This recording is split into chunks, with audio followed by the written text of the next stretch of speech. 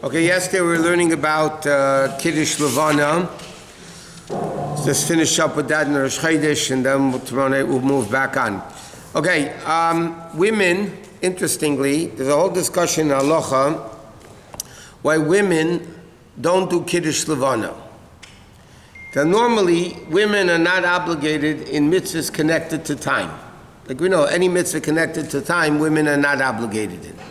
Nevertheless, we find, like the Ramah holds, at least in the Ashkenazi communities, that a lot of mitzvahs women are not obligated to do. They do anyway. Not only do they do it, they make a bracha with it. For instance, they're not obligated to eat in the sukkah, yet they eat in the sukkah, make a bracha. They're not obligated to do lulav, yet they do lulav. I mean, all these biblical mitzvahs that they, even though they may not be obligated in, but nevertheless they do it anyway. Yet by Kiddush Levana, it's brought down, not only don't they do it because the mitzvah connected to once a month, but they shouldn't do it. Why shouldn't? So there's a few reasons given in halacha why women don't do, even though they'll do all the other positive mitzvahs. But Kiddush Levana they won't do. So there's one reason is because women could only do an action. They could do lulav, they could do sukkah, it's an action, but a bracha, the Kiddush Levana, basically a bracha that they don't do. But Alter Rebbe doesn't hold like that because Alter Rebbe says women can make Havdalah.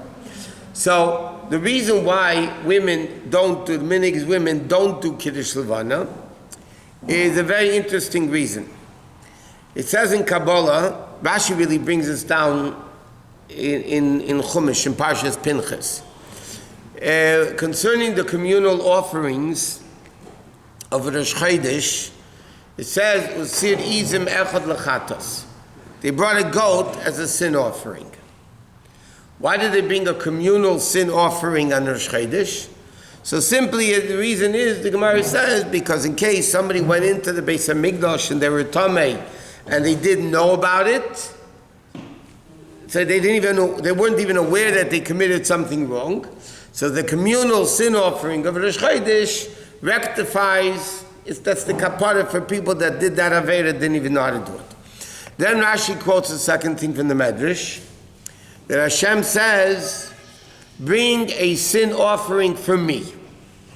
It means kaviyachol, this is what Rashi quotes in the Medrash. Hashem kaviyachol, so to speak, did something wrong. And because Hashem did something wrong, he says, bring a sin offering for me. What does it have to do with Rosh Chodesh? So what's the sin offering for? So the Rashi quotes in the Medrash, Al Shemiyadati Yaseyoreach, that Hashem lessened the moon. What do you mean he lessened the moon? The beginning of Chumash on the fourth day of creation, it says in the pasuk, Hashem created the sun, the moon, the stars, and everything. So it says in the pasuk, Vayas Hashem Elokim es shnei hama'eres hagdolim. Hashem made the two big luminaries. And then right away he says, Es hamar hagodol lememshela sayim, ves hamar hakoton lememshela salayla. So the Medrash has, the pasuk starts off by saying the two big luminaries, and then right away the pasuk says the big one of the sun and the small one of the moon.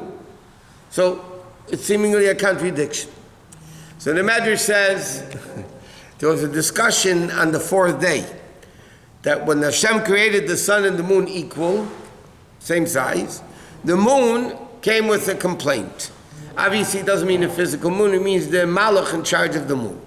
The malach came with a complaint and said, it's impossible for two kings to rule the one crown. You make us equal powers? You can't be, there could be only one leader. So Hashem said to the moon, no problem, we just shrunk you. So now there's only one leader, only the sun. So to compensate, to make up for the moon's deficiency, Hashem gave him all the stars. Okay? So now, and therefore in Kiddush Levana we say that when we today the Kiddush of Levana, we say it's going to be again like it was, that the moon and the sun are going to be the same size. That's what the Medrash says. Rashi quotes part of the Medrash in Parshas Pinchas and the Kriya of Rosh Chodesh. could still be at night. It's under the day. It's not going to be the light. The night's going to be light. It's going to be a whole different world. So now the question is, it says in Kabbalah as follows, not the question. In Kabbalah it says that everything that happens in the world needs a spiritual source that caused it to happen. So the Kabbalah asks the question, what evil existed in the world that Adam and Chava were able to sin with the Eitz Hadas? In other words, that was a very bad sin. But there had to obviously be some level of evil, even in a refined way, a certain level of evil that would allow such a terrible sin as Eitz Hadas. So it says in Kabbalah, Chassidus brings this on all over the place, that the fact that Hashem lessened the moon, lessening of the moon is in a certain respect evil, and that refined level of evil allowed the Eitz Hadas to happen. Then Kabbalah continues and says, but what evil pre-existed in a more refined way that allowed the Hashem to lessen the moon? And Kabbalah says, Tzimtzum Arishin. Whatever, that's not for now. We learned it many times in Chassidus. The initial Tzimtzum that Hashem removed his revelations, re-revealed the finite revelation, that allowed the evil of Miyat HaYareach, which eventually allowed the sin of Eitz Hadas. Now, because the sin of Eitz Hadas was really done by Chava, she was the initiator of the sin of Eitz Hadas, and now, what caused her the ability to sin? The fact that she lessened the moon. That Hashem lessened the moon. So therefore, women stay away from the moon, as far as making a bracha on the moon. So that's the reason Poskim write that even though women do a lot of positive mitzvahs, even though they're not obligated to do it, nevertheless, Kiddush Levana they don't do, because it's connected to the moon, which was the cause of Eitz Hadas, and therefore they stay away from the Kiddush Levana. What? So since I pointed the Rambam, there's a lot of mitzvahs for women to do. Right. Do women study Shulchan Aruch as well? Do they what? Study Shulchan Aruch a lot. Do they study Shulchan Aruch? Women, okay. A man has a mitzvah 24/7 to learn Torah. V'agisa b'yom v'layla, a man, a male, has an obligation from bar mitzvah on to learn Torah 24/7. The Torah allows you to eat, sleep, business, the things that you need to. But technically, a man has an obligation to learn 24/7. Okay? Women don't have an obligation of Talmud Torah. Women are not obligated in the mitzvah of learning Torah. Women are obligated to learn all those mitzvahs that they're obligated in. In other words, if a woman needs to keep Shabbos, because a woman is obligated to keeping Shabbos, it means technically she needs to learn all of Hilchos Shabbos. Yeah? Women have to keep Pesach. They have an obligation to learn all of Pesach. They have an obligation to learn all negative commandments. They have, the Rebbe says it's enough learning for lifetimes. Not one lifetime, lifetimes. So women, technically, if a woman would know everything a Jewish woman needs to know, she doesn't have an obligation to learn Torah. Women have to learn Torah because they need to know how to behave. Not as far as the mitzvah of learning Torah, just as a mitzvah by itself. Huh? So they have to know what to do. So they need to learn all the dinim of kashrus. Right? They have to keep a kosher kitchen. They need to learn all the negative commandments. Shabbos, Pesach, mikvah, all those dinim. So that's their obligation. They have to learn it. Well, while they're learning, they're still getting the mitzvah of Talmud Torah, even though they're not including the mitzvah of Talmud Torah. Correct. And in fact, we mentioned this in the past, that when a mishaberach, when somebody has a girl, you make a mishaberach for a yoldis. So you say Mishaberach Isha Yeledes, and then you say V'Yikodesh Ma B'Yisrael, you call it, give her a name, and then it says like this. In the Mishaberach we say, in Chabad we say it. B'Schazeh Yigadluhu L'Teira U'Lechuppah U'Masim Tevim. Okay? The normal nusach leaves out the word Teira. B'Schazeh Yigadluhu L'Chuppah U'Masim Tevim. They leave out Teira. Why? Because women are not obligated in Teira. Our custom is that we do say Teira or Chuppah. Who else? Is it just us? I believe just us. I don't know, maybe others, I don't know. But normally people leave out the word Teira by a girl because they're not obligated to learn Teira. The Rabbi Rashab said our minhag is that we do say Teira Chuppah Ma'asim Tevim based on the Gemara in Brachos. The Gemara says in Brachos and say it a few places that Nashim B'mai Zachyin, how do women merit in the mitzvah of Teira? Through this, that they send away their husbands and sons to learn Teira, they wait for them to come home, to greet them. So therefore, women also have a chelik in the mitzvah of Limud HaTeira. So they don't have the obligation to do Limud HaTeira, but when they learn Teira, they get a mitzvah.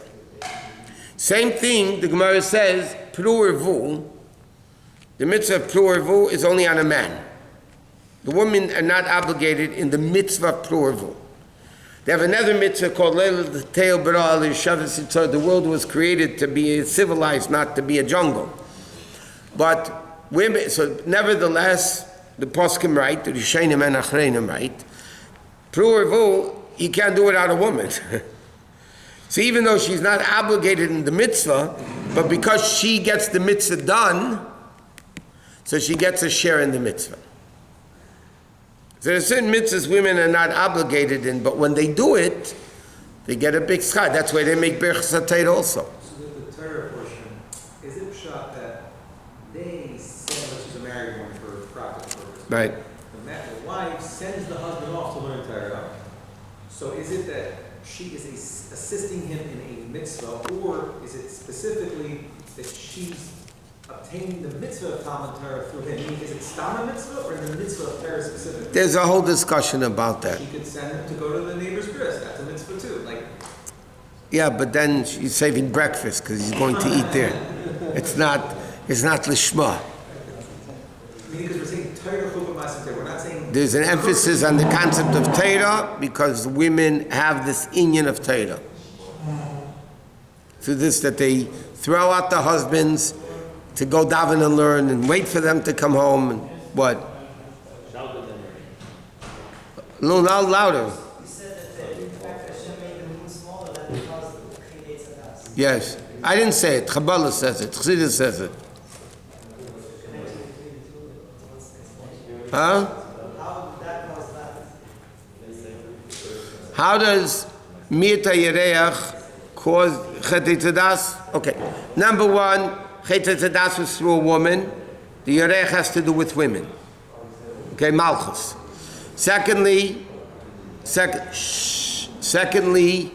that the lessening of the moon, the Yidden are likened to the moon. So when the moon becomes smaller, that becomes a pegam in the whole Yidden of Yiddishkeit, which allowed the Tzadas to happen. But there are spiritual sources.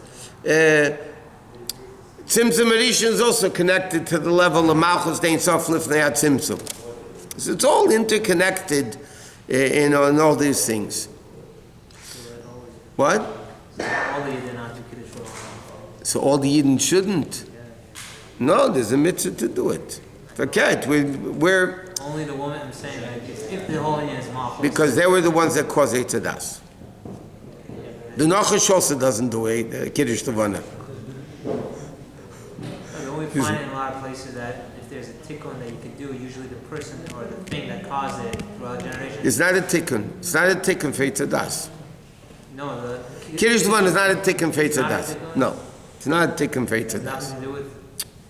That's like a kapara. It's a chatas that's being brought. Chatas on Hashem that he lessened the moon, but not that that's a kapara for. But isn't a chatas the whole? For that aspect that he lessened the moon, but not and the aspect of that tshuva, that it's a Kiddush Levana is a kapara for it. What? Shh. What? It's one of the reasons that when women, if they don't do this, this has to do with Eitzadas. Yeah. What? No. What? We face East. right, and isn't partially the doctor, so it looks like we're davening to the Levana? No, we learned that yesterday. You just look, before you make the bracha, you look at the moon and that's it. Right, but one of the reasons we don't face the Levana has nothing to do, like, it shouldn't look like... Levana sometimes is in the east. Levana comes up in the east and sets in the west. Right? Like everything else? Right. Okay. So it does come up. So sometimes you could be facing the Levana. And just a practical one. The first bracha, I've had this problem every month. You're in the first bracha, the other guy's faster. You can't respond to the shalom. No, we talked about that yesterday. No, you can't. I wasn't here yesterday. I know. Machin zum Kim Shvala Gauter, Kashem Rat, Gebach, Zak Stoff, Hebel am Termisch Namad.